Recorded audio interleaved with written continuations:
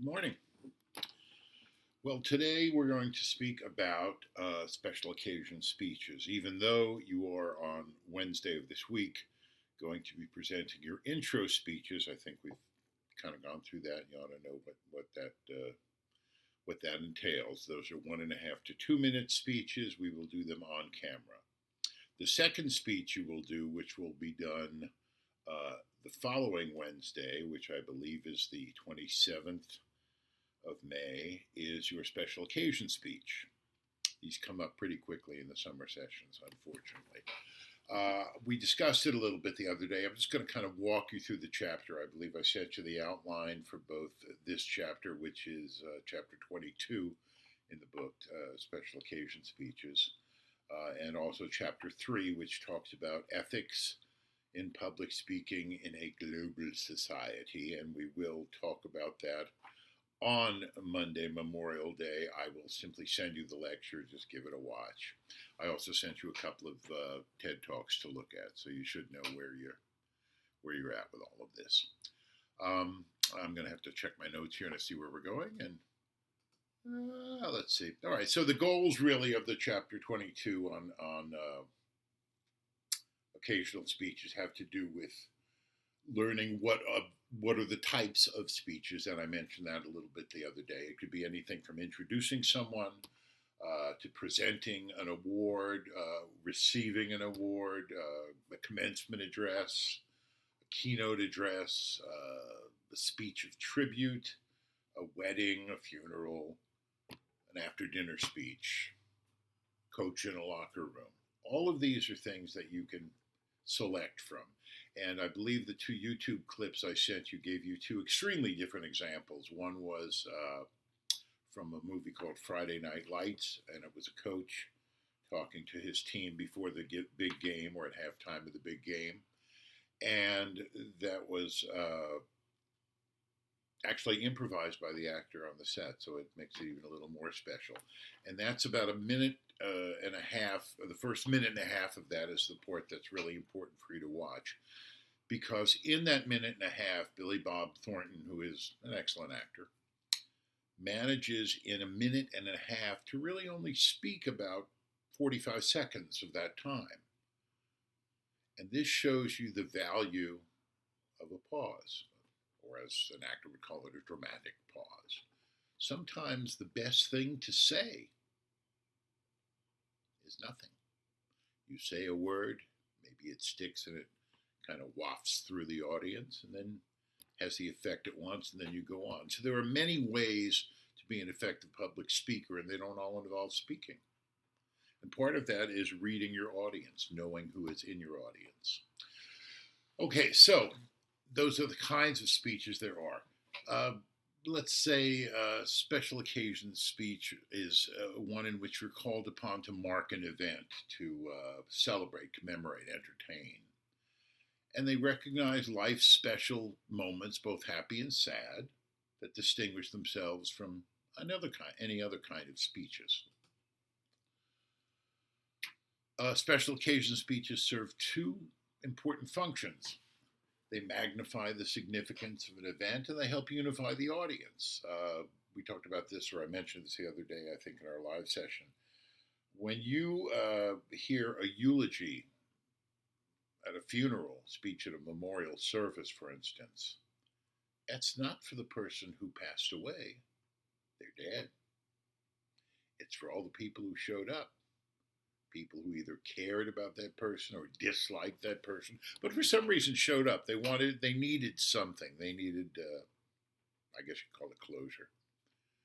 And that's what those speeches do. And that's why most special occasion speeches may have a personal story in them. Not all, but many of them will. So it unifies the audience. It helps affirming the common values exhibited through the celebration of that event or that person. So you have to understand the nature of the special event and the role you play in it. A speech of introduction. Your task is to create a desire among audience members to listen to a particular speaker, whether you're introducing a famous person or or someone that no one's ever heard of. One of the tricks, by the way, if you're introducing a famous person, you can the audience already knows who that person is. So one of the things to do is not to mention the name of the person you're introducing until the end of the speech. That's the last thing you say. And ladies and gentlemen, here is whoever the hell it is.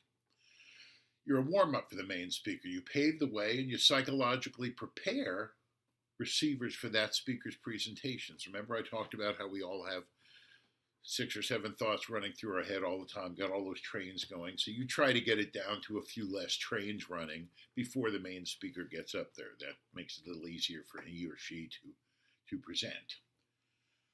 If you're introducing someone, you're identifying why that speaker is to speak, enhance the speaker's credibility. You talk about their resume, things that they've done, things that got them to the point where they became an expert. And you stress the importance and timeliness. Your role is limited in scope there, but it's important. The way you introduce that speaker affects the reception given to that speaker. Speech for presentation. Whoops, let me get back here. There we go. The speech for presentation is another common form.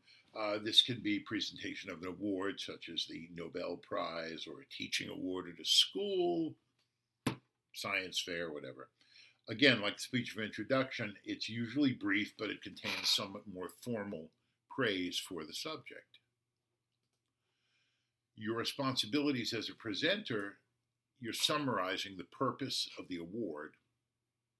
So the most important thing about the Nobel Prize is what's the Nobel Prize, and for peace or for whatever area of Nobel offerings it is. That's the main thing. What is the award? Why does it exist? What's the history? What's the sponsor? What are the ideals the award represents? And what is the criteria used to select the recipient? Secondly, you discuss the accomplishments of the person who is going to be honored, including what the individual did to achieve the award. And then you're introducing and presenting that award to that person. And again, when possible, leave identifying the recipient to the very end because it adds drama to the announcement. Okay? Let's see what we have here. All right. Acceptance. So you're the guy or girl getting the award, and that's given in response to the speech or presentation. It's usually brief, and it gives the person being recognized the opportunity to formally accept the award or praise being given to him or her. And as a presenter, So as an acceptor of an award, you are thanking, you're recognizing, giving credit to both those who bestowed the honor upon you, thank the Academy, those who helped the person attain it. It reflects on the values of the award and explains what the award means to them, to him or her, and accepts the honor graciously.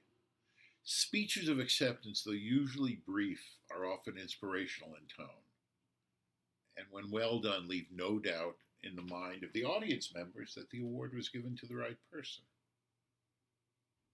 You accept it humbly, something that you don't always see in today's world, politics at least, certainly. The commencement address, that one any of you who were supposed to graduate this year missed. The speaker praises and congratulates a graduating class. All sorts of people deliver commencement addresses. If any of you got to watch the one that really all the networks carried this past week, which was terrific. Had a very short speech by former President Obama at the end. And again, it was a way for you to understand that you have accomplished something. You got through this, whether you have a GPA of 1 million or not. You got through it. Okay, if you are a commencement speaker, you acknowledge how both the graduates and other members of the audience, families, teachers, contributed to the success. You challenge graduates to focus on the future and the roles they might play in the months and years ahead. Try to avoid cliches while emphasizing accomplishments. Easier said than done, but Sincerity really is what makes the difference here. That what you're delivering comes from the heart and mind. As a commencement speaker, well, we already covered that, didn't we? All right, keynote address. Let's say you've gone to a conference, you've been meeting for 3 days and talking to all kinds of experts about all kinds of things, and there's the finale luncheon, and at that luncheon there is a speaker who is the rock star of whatever organization this is or whatever profession this is, and that person is going to make an address. That's called a keynote address. People know they're there to see you. You are the highlight. You're the climactic moment of the conference. And there you're focusing your audience on the common goals. What did these 3 days of conferences mean? What are you supposed to learn? Where do you go from here? You communicate the central focus of those gathered. Why did you come here? Did you get what you were looking for? And finally, you set a tone that arouses interest and encourages commitment by people. That's why most people who go to a conference, when we were able to do that, leave kind of enthused about the profession they're in. You know something you didn't know before. You've been given a gift. The speech is a gift. As a keynote speaker, you want to challenge receivers to act or receive a goal, put together the things they learned, outline a problem or series of problems that they can solve and how they've been given new tools to solve it, generate enthusiasm and commitment, and demonstrate the importance of a theme or an outcome. If you do this and you do it in this way and you do it over a period of time, this is the likely outcome. Speech of tribute.